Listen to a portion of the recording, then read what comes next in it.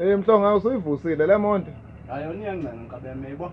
Awulwa nayo impela iyavuka. Iyahamba manje. Sasa nje kuzobe kukahle. Kusasa kuyalunga.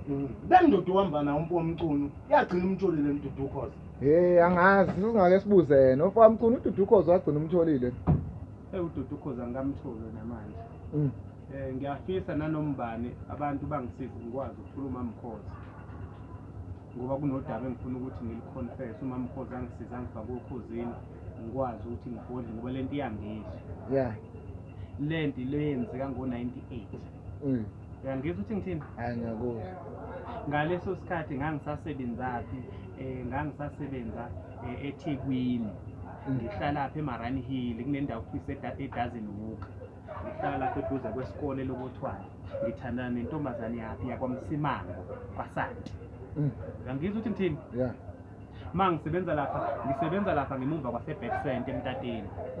Imeya yeTheku ngaleso sikhathi kwakubani? Kwaku-Obed Mlaba. Uma ngisebenza lapha eMtateni ngenzani? Ngicaphuna amacontainer lawa asuke esemkhumbini ngomshini ocrane ngiwathule ngiwabeke phansi. Kodwa ngisaphathekile kahle emoyeni ngoba ngase ngizwe kuthiwa unkosikazi wami uyajola. Uyabona ke empilweni ayikho into eyisiqalekiso njengokuzwa kuthiwa uphephe lo mfazi. Ayibhlungu leyo nto ishlungu. Ngikutshethi mina ngangigqoka u32 ngehla ngagqoka u26. Usuka ku32? Uyangizwa ukuthi ngithini? Hayi ngiyakuzwa.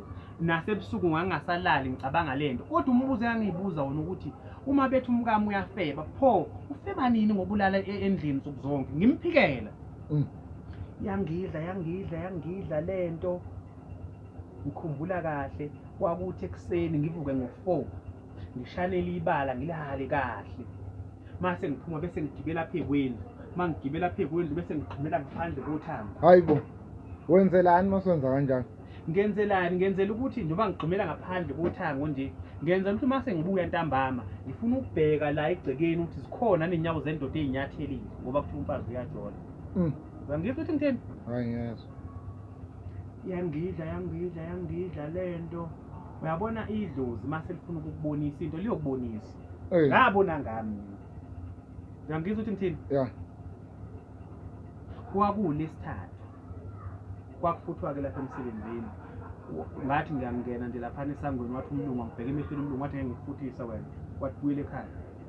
Ngathi ngithi ngiyachaza wathi buyele ekhaya ngoba manje ngafuthi uzophelwa umsebenzi. Ngathi ngiyachaza washintsha ebusweni umlungu. Uphuzile ngaleso sikhathi? Angiphuthwa ngiphuze. Angiphuza ngiblokothi. Umlungu ukubuka ngathi udakiwe. Ungibuke ngathi ngidakiwe ngajika ke ngabuyela emuva ngathi kulungile ngizolithatha ilanga.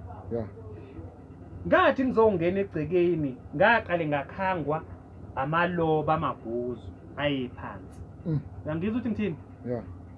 Ngathi ngoba lamaguzu asemsebenzini nje lawa afunani la? Uyabona ukuthi amaguzu asemsebenzini. Ngiyabona lamaguzu asemsebenzini nje lawa. Uma ngisondela hayibo kusho ukuthi indle yami nje isamkhukhwanyana. Hayi ngibuke la ngemfanto uma ngithi ngiyabuka ngemfanto kanti ubani uNgcobo. Kunensizwa uNgcobo esasisebenza naye yasetsheni lemnyama.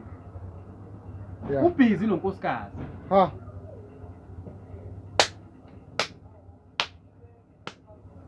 Nalokhu kwami sekukhaliso komdlwane kuza umdlwane mawukhala unethe eminyango. Ubhizi Isililo sosimame lo. Isililo salomfazi lo wami. Ukhali wena wabona umdlwane unethwa imvula eminyango.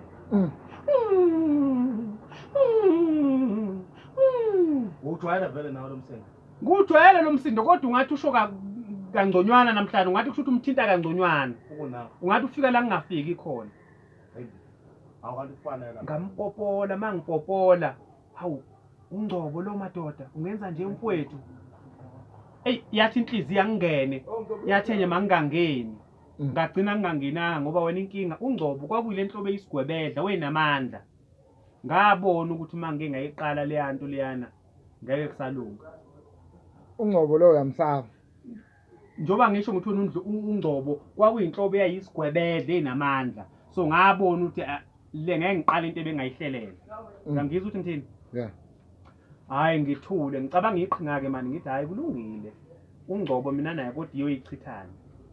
ngifuna ukumqophela umlando. ngasebenza kwathi ivikini lesibili yenzekile leyo nto ngatshela lo wami ukuthi akakafika emsebenzini uyafuneka ngathi aphathi i-ID ngoba bafuna ukumbhalisa ukuthi mase kungenzeka ngihambe imali ziphumele kuyena ayiwafika kusho ukuthi la ngangikhona ngoba mina ngisuke ngiphezulu lapha emshinini ngiyambona uzongena ngegate wakhuluma lapha nomunye ubaba wakamhlongo we-security wamnikeza umakalabha ngoba kwakufanele mawungena ngaphakathi lapha ufaka umakalabha ufaka i-reflector wamgqokisa hayi wangena wathi mezoqhamuka kanti uzoyithela kubani kulensizwa leya kaNgcobo yathi qala yabona ukuthi engathi akekho ambonayo babexhumana ngemlomo baxhumana ngemlomo khona lapha emsebenzini intombazane yeNdiya yakaMudi ngoba imazi ukuthi umfazi wami ngayibona yabamba umlomo yabheka yadlula seyibhekile uyangizwa ukuthi ngithini ngaleso sikhathi sengiyicaphunile icontainer ngomshini ngiyibambe phezulu ngavela ngayiqondanisa nabo ngase ngayidedela ngayishaya kwaba isibici ngoba yathi noma iphakanyiswa icontainer enye inyama yabo eyisalele ngaphansi kwicontainer enye isalele phansi la ihlangene phansi ubuchopho lobu babuthwa kwakusindwa ngabo mabubuthwa kanje bucaphuna ufaka plastic abantu esasisebenza nabo ba-organizelwe i-counseling ngoba babene trauma yangizwa ukuthi ngithini into ebuhlungu kwagcina kushona nalo baba oyi-security wakamhlongo ngoba yathi mayishaya le container ishaya phansi kwaqhephuka isivalo sandiza safisa samshala ikhanda lahlukana kabili yangizwa ukuthi ngithini ihlunga singaka ndoda mayihlukana kabili kwashona ke naye lo baba so la emsebenzini kwagcina kokubhalwa i-report nje i-accident report leyo kwangazi ukuthi kube yingozi futhi nami ngangabe kwacala nalokho ngoba bathi mabengibeka icala kwathiwa yimina umshini ngudedele kanjani ngababuza mina ukuthi ngicela bangibonise isitifiketi somshini lokuthi bagcine nini ku-service bahluleka ukuveza isitifiketi icala silibeka kibo manje sengilibeka kubuthi okay manje ithi mina ngibulela abantu ngicela ningibonise isitifiketi saluya mshini ukuthi wagcina nini ukuservice ngaphuma phambili ecaleni so ngasebenza lapho ngize ngayeka ngiyeke ngo-2006 so lento iyangidla ngoba kwagcina kufa nomhlongo owengangene nakhona nje laphana ekhweni lami ngiyafisa ukuconfessa ngoba nonkosikazi wami uyafika ngiyiphuphele ezoxolisa yingakho ngicela nanombani engangisiza bengixhumanise noDudu Khoza bakusiza mfowethu bakusiza impela baxhumana ekwazi ukuthi mhlambe manje ngayikhuluma lento namfowethu kuzosuka nalomthwalo ngisinda emahlombe kusuka umthwalo ngiyacela bakwethu ningisize ningixhumanise noDudu Khoza noma ningixhumanise nalo baba uMakamo uRiya Tsotela ngihambe ngiyokhuluma udaba lwami